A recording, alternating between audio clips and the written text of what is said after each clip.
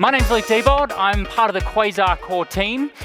And a few months ago, I was asked if I wanted to travel to the other side of the world to spend 30 minutes talking about Quasar. And I said yes. And I said yes because this framework has been continuously blowing my mind for the past 7 or 8 years.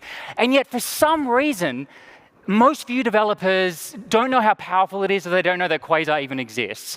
I was actually pretty excited to see in the survey that was done recently that there's quite a few people that have been using Quasar lately. So that's very exciting. OK, so I decided, all right, I'm going to go to Germany. So I jumped on a kangaroo, made my way to the airport. That's how we get around in Australia, on kangaroos.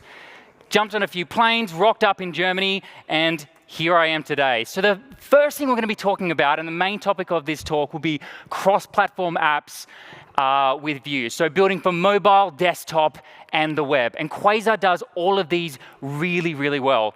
Now, I'm going to be mostly coding because I'm not very good with slides. And the first thing we did was we installed Quasar CLI. So that's something I did behind the scenes. And I also did npm create Quasar. But of course, you can use Bun, you can use Yarn, or whatever the cool kids are using these days. All right, so let's go ahead and get started. Everyone can see that OK? So we want to build for a whole bunch of different modes. Let's start with SPA. Hey, Quasar, I want to develop an app. Please set the mode equal to SPA. And then we get an app running in SPA mode. And you'll notice that I've got down here the kind of app that we're running. OK, so that's pretty straightforward. We can also say, hey, Quasar, I want to develop an app. Please set the mode equal to SSR. So we can really easily start building SSR apps with Quasar. And now, one thing you might notice here is I've actually got 2 terminals open at the same time. And Quasar actually does all of the stuff it needs to do behind the scenes to make sure that you get hot module reloading, it's running on Veep behind the scenes, and you can run all of these different modes at the same time. So SPA and SSR might not make a lot of sense for this, but if you're building a mobile app, and you're building an Electron app for desktop, and you're building an app for SSR, you often want to be able to do all of these at the same time. Quasar just works out of the box for all of these different platforms, and you can run them together. Of course, we have PWA. Hey, Quasar, I want to develop an app. Please set the mode equal to PWA. And now we've got a PWA running at the same time. And I'll take a quick moment here to show you what the file structure looks like. Zoom in a little bit. Most of your code is going to go into this source directory. So for the most part, in fact, there's a good chance that you won't even touch a lot of these other directories in your app. And Quasar does all the work behind the scenes for all of the different platforms to make sure that your code will then work on mobile, desktop, the web, whatever, right? But if you need to tap into these other platforms, Quasar says, yes, you can do that. So if we want to, for example, change some of the stuff with SSR, we can jump into our server.js file, and then you can configure that to your heart's content. Same with PWA. You can tap into service workers. If you're doing desktop apps, then you can tap into the main thread or preload script. And all of the other platforms are just going to allow you to tap in and configure them so that you never feel trapped. And that's a common theme that we're going to talk about with Quasar. You never feel like you're trapped. It always opens things up and makes things highly configurable. OK, so these 3 modes are pretty standard. Let's move into something a bit more interesting. Hey, Quasar, we'll zoom out a bit there. I want to develop an app. Please set the mode equal to Electron. Now, Electron is going to allow us to build apps for desktop. So that means that we're covering Mac, Linux, and iOS. And by the way, I've done virtually no setup here behind the scenes. Every platform I've shown you right now just works straight out of the box with Quasar. So one of the cool things about this is you still get access to the dev tools you're used to. So you can build a desktop app using your console.logs. You still get your network tabs and all of that good stuff that you're used to when you're building apps on the web. But now we have access to APIs that we might not have access to on the web. Like, for example, the notification on the API on the web is cool, but there are some things that you can't do with it. So if you need a bit more control over it, then you can do that using an Electron app. OK, let's move on to another one. Hey, Quasar, I want to develop an app. Please set the mode equal to BEX, which stands for browser extension. Wow. No joke. So we can also build browser extensions with Quasar. It's going to give us a folder that we can point to. And if we load our browser extension from that folder, so that's this one here, Then we can go ahead and load that up. We go into our Manage Extensions. We need to make sure we have Developer Mode enabled. Jump into Load Unpacked. I've already done this behind the scenes. And then what's going to happen is it's going to show you your app as a browser extension. So cool. Now, there's a few things I want to show you about this. First of all, we've got the main screen. That's where you'll usually configure things with your browser extension. But you can also tap into that menu. So you know how sometimes in browser extensions, you can click on the menu and then it gives you a screen? That's just a web page. So we can just create a route for that. And now here's a super attractive person upside down sitting inside of a browser extension.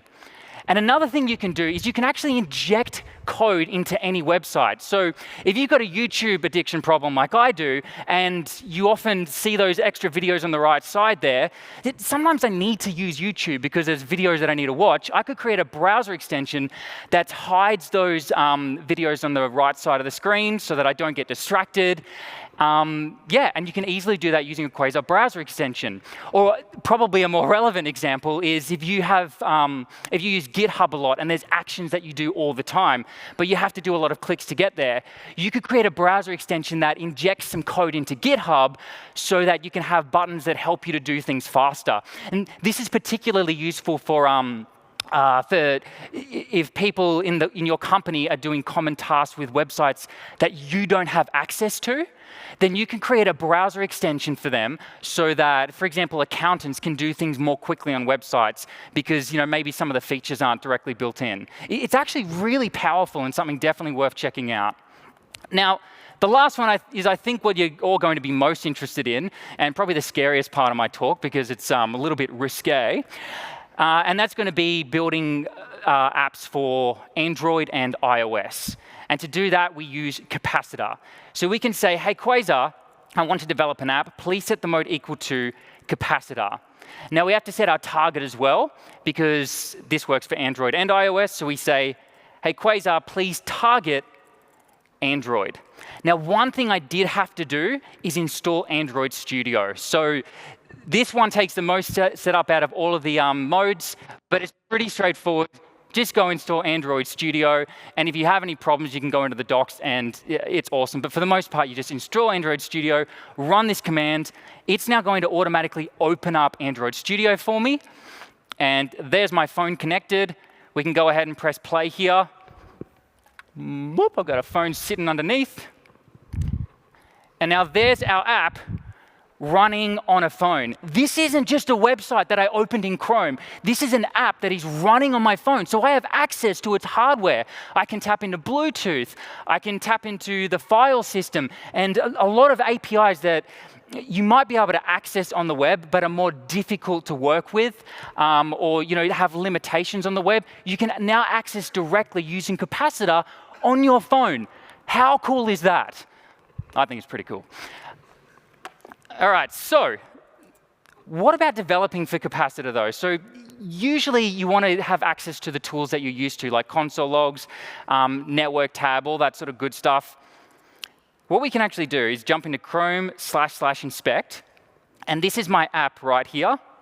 It shows up. I can press inspect, and there's my app running on my computer now. So this is actually showing a live view of my app. And notice that if I click on this menu in the top left here, it opens up on my computer. Whoop, I'll just close that out. Good one, Luke. So it opens up on my computer. And if I close that out on my computer, then it also closes out on my phone. So these two views are in sync, which is a really awesome developer experience because now I can spend most of my time on my phone, on my computer, know that it's running on my phone's hardware, and we can do stuff like viewing console logs. So we've got our network tab here. We can view console logs. And by the way, everything has got hot module reloading working as well. So this, honestly, it is an insane developer experience to be able to build mobile apps like this. And you can now take your view knowledge and then apply it directly to building mobile apps. And that's one of the things that I'm going to show you next. So we're going to do a quick demo where we're going to write some code where our app is going to scan for devices using Bluetooth. Now, since there is a bunch of people in the room and I want to respect everyone's privacy, we're just going to console.log out the connection strength of all the devices that it finds. All right, so what do you call them? The coding gods? Let's see if they're with me today. I'm just going to throw that on the side. By the way, see if you can guess what operating system I'm using. Don't tell me right now, but afterwards, see if you can guess what it is. There's like 1 or 2 things that will give it away. All right, so first thing I'm going to do is jump into this Bluetooth page that I prepared earlier. And then we'll jump into this Bluetooth tab. I know that's a little bit small on the left, but we're going to be focusing on code to begin with. All right, so I've done just a little bit of setup so that things run a little bit more smoothly. I've brought in this package, which is a capacitor package. Remember, Quasar uses capacitor behind the scenes in order to build mobile apps.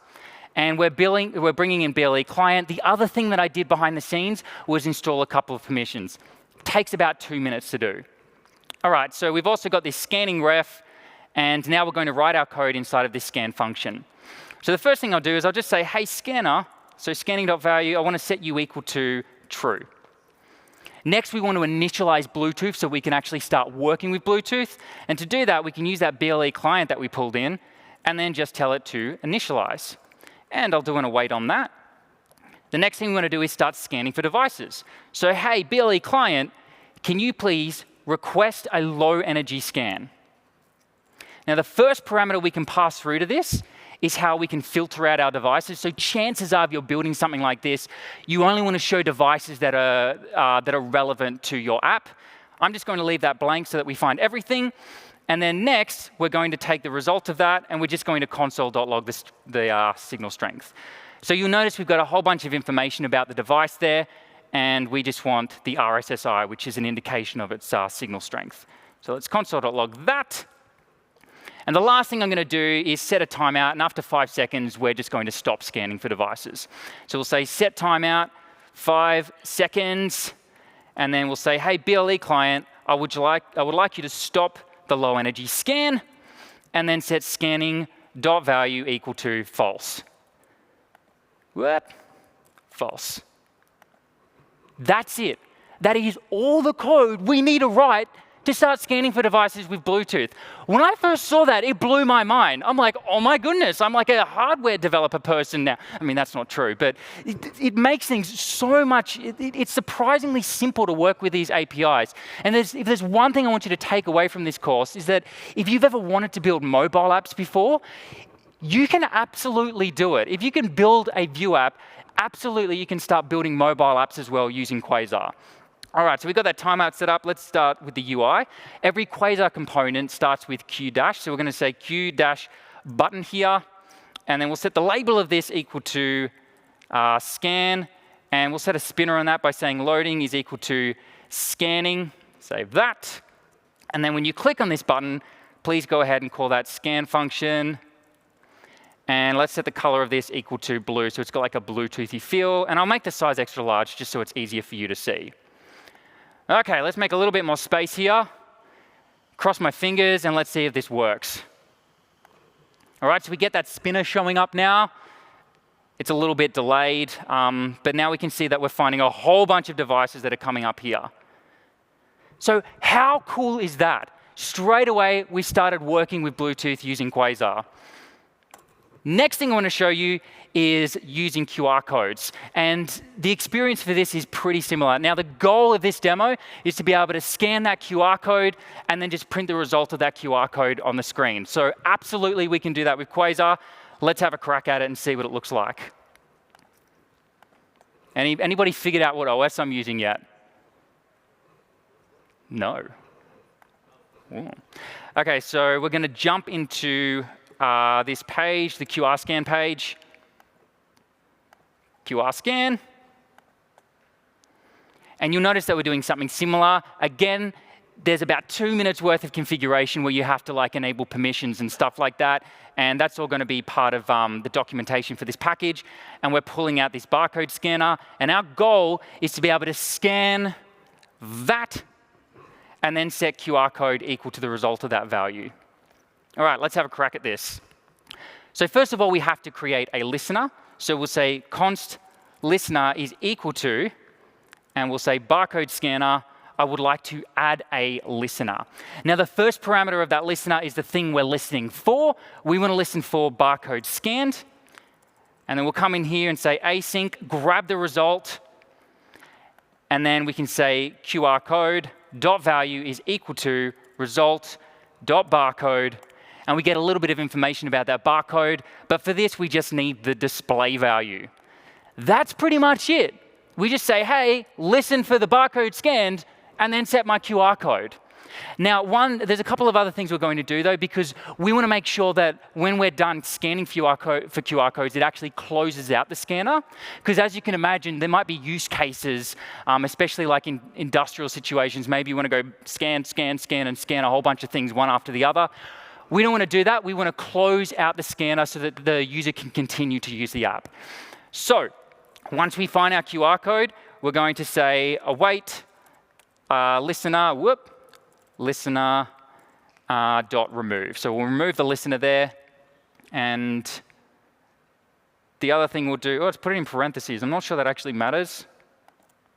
The other thing we actually have to do is tell the barcode scanner to now close out. Barcode scanner, I would like you to stop the scan. The last thing we need to do is actually start performing the scan. So now that we've got our listener, we say barcode scanner, I would like you to start the scan. And that's it. That's our code for scanning a QR code. Wow, Luke, that's amazing. I know!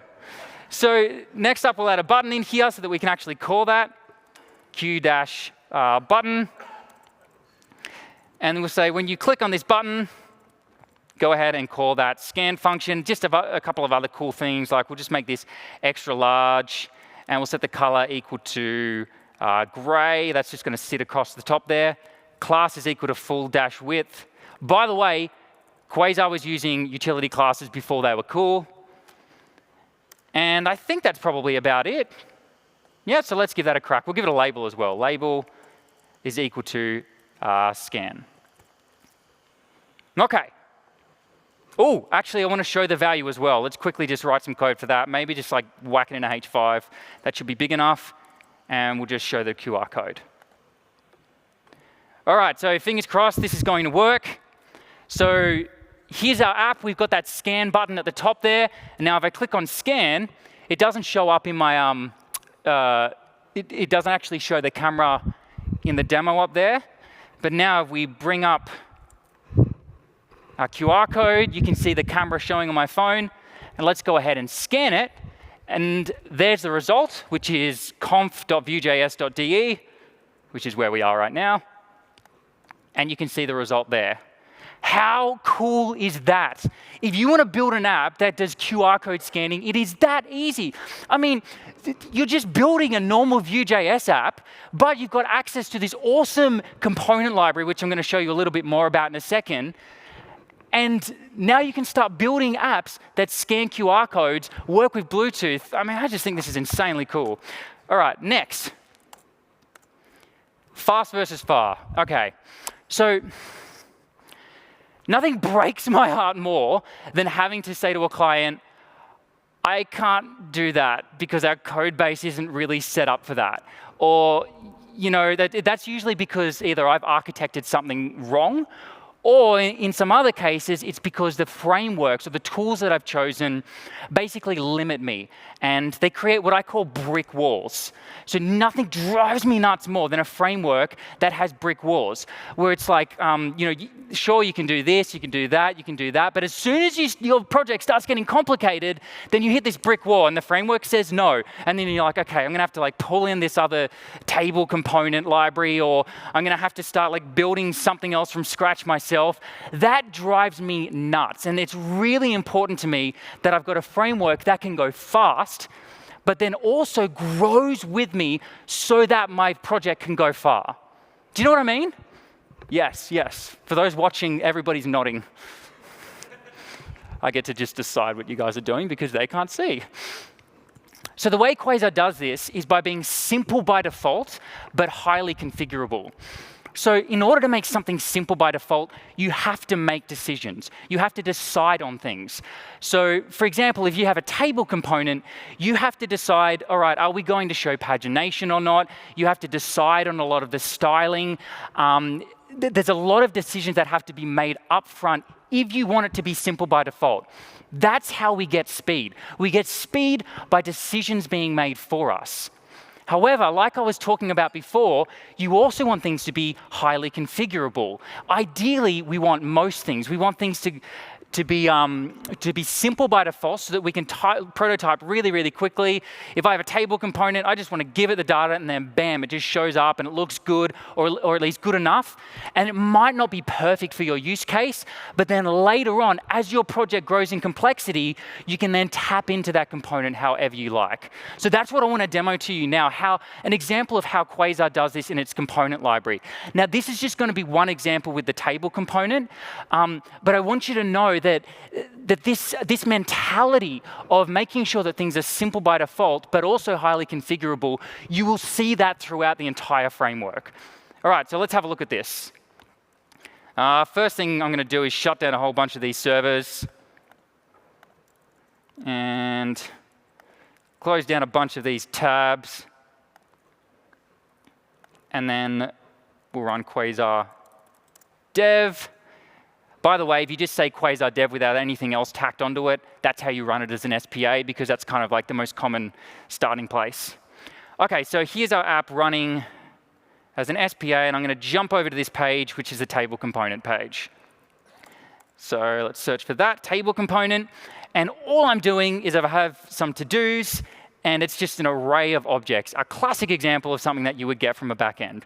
Now, our goal here is to just get that into a table component.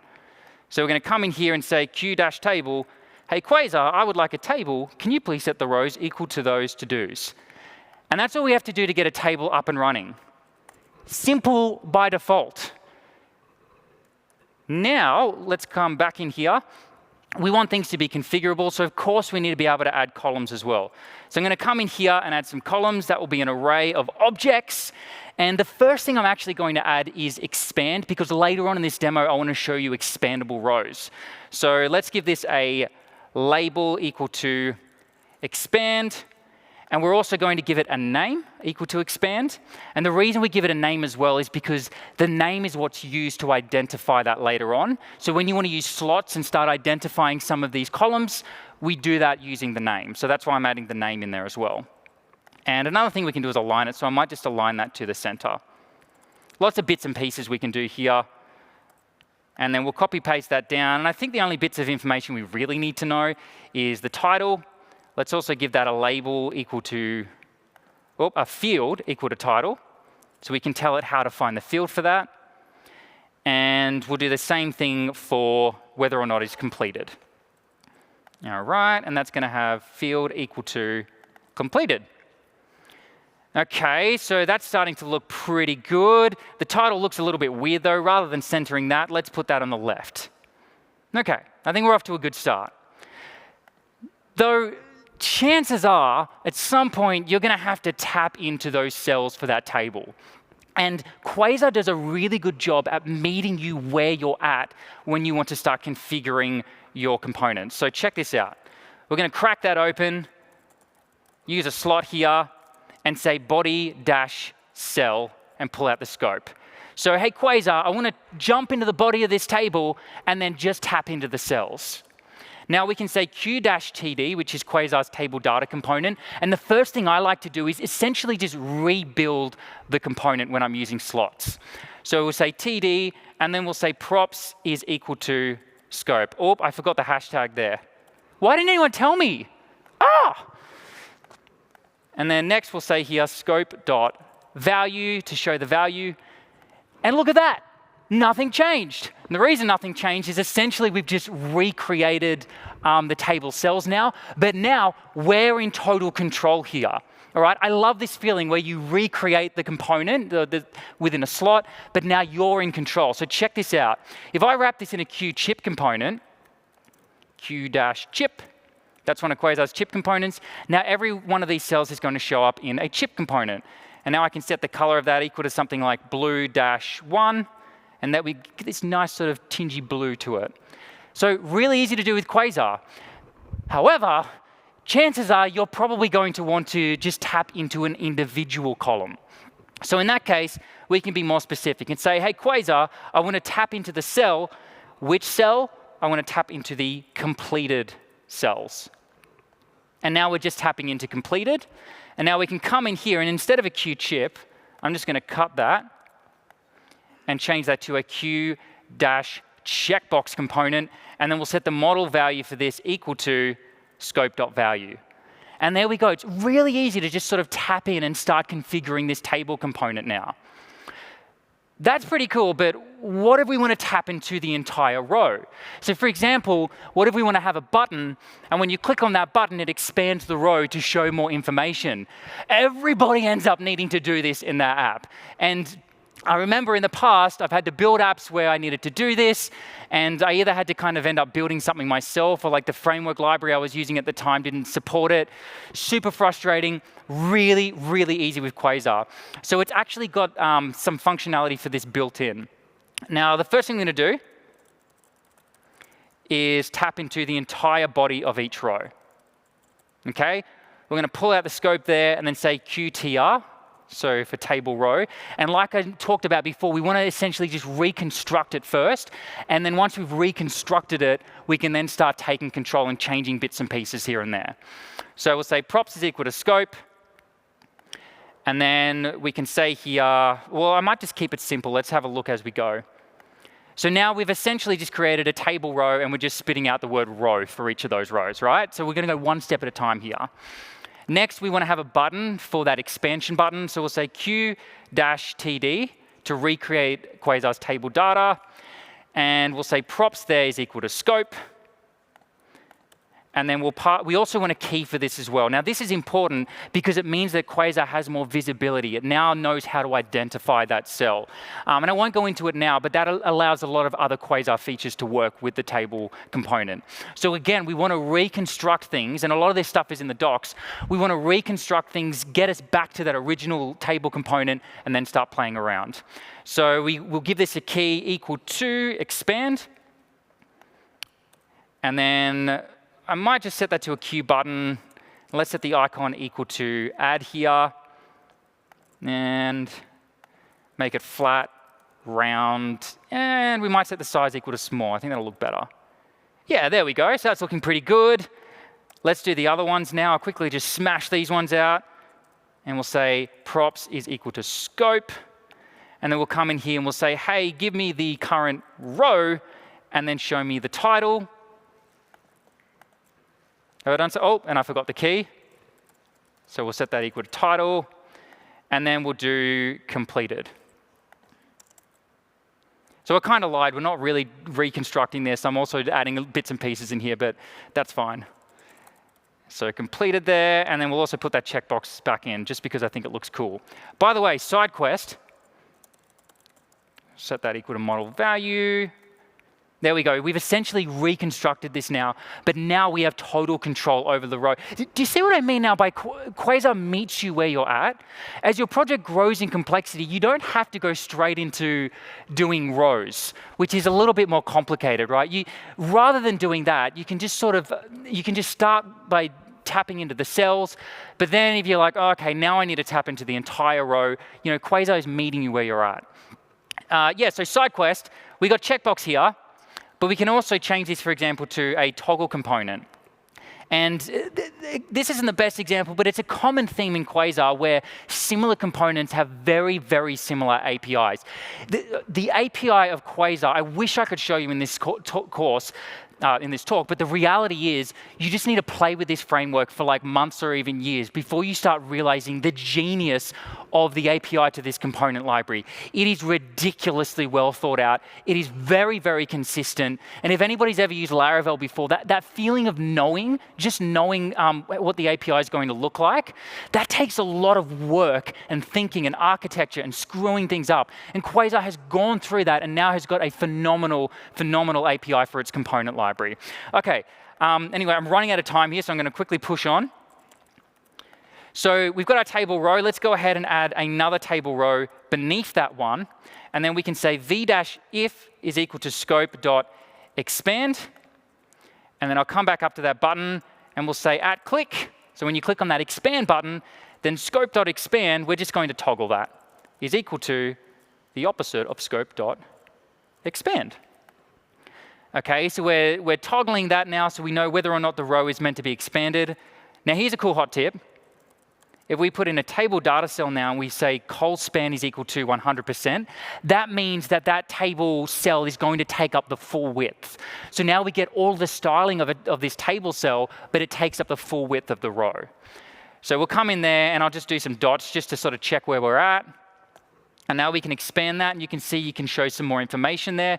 And what we might do is just put a pre-tag in with scope.row and just sort of show the rest of the data. And there you have it. Now we can easily just expand and collapse these rows. And all of this was ridiculously easy to do with Quasar. Again, it meets you where your project is at and is highly configurable. We can also tap into the pagination and change that, tap into the left, top left of the table, the top right of the table. Of course, all of this stuff that you would want to do, you absolutely can do with this framework. Okay. So the last thing I want to talk about is education. And Quasar has got insanely good education. A lot of people might not even know this. So we just released a course recently. It's a collaboration with Vue School, which is the Quasar Fundamentals. If you're a Vue developer and you want to build mobile apps, then you absolutely have to check out this course. And especially if you're a beginner, but even if you're an intermediate to advanced developer, if you don't have a Vue School subscription, what are you doing? It's ridiculously cheap for the value that you get out of it.